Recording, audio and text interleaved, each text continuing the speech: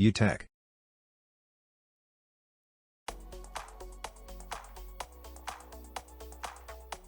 Go to Settings, then click on Signature.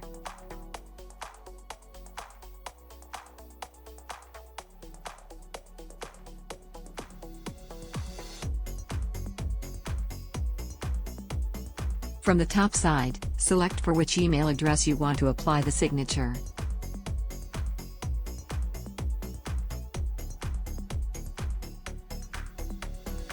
If you have multiple email addresses and you want the same signature for all, mark the box next to Apply to all accounts.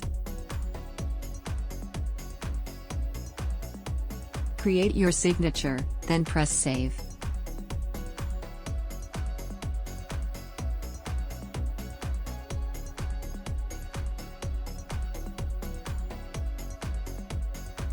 Thanks for watching. Subscribe and check other videos.